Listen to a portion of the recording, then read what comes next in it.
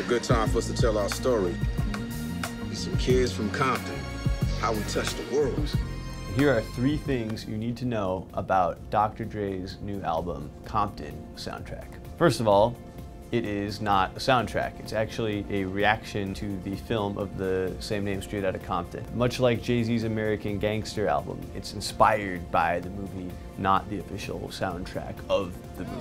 Q came in, Kendrick Lamar's on the record, Eminem is on the record, Snoop Dogg is on the record. Yes. All my friends came in. It is actually Dr. Dre's 3rd solo album of his career. Which brings me to my second point.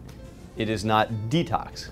Detox was supposed to be the 3rd album of Dr. Dre's career, and we've been hearing about that for many, many years. But in a recent interview on his Beats One radio show, The Pharmacy, Dr. Dre said that he had killed Detox, and not in the good way. The 3rd and most important point from a business perspective is that Dr. Dre's new album represents the future of what Apple can do with music. And it's a lot wider than it was before the acquisition of Beats. When Dr. Dre's album comes out, it's going to be released first on Apple Music alone. It'll be available in iTunes as well. Eventually, one assumes that there will be a physical release, but right now there's not. Which means that Apple is currently functioning as label, distributor, and retailer all at the same time.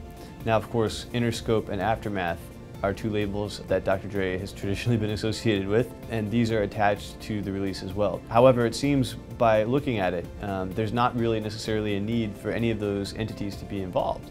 In the future, Apple could just sign an artist, put out their music, and have it go straight to iTunes and to Apple Music as well, thereby eliminating the need for a traditional record label. One wonders about acts like Pharrell and Drake, who've been closely associated with Apple, and whether or not we will see releases from them in the future that go straight to Apple Music, skipping the major label infrastructure entirely.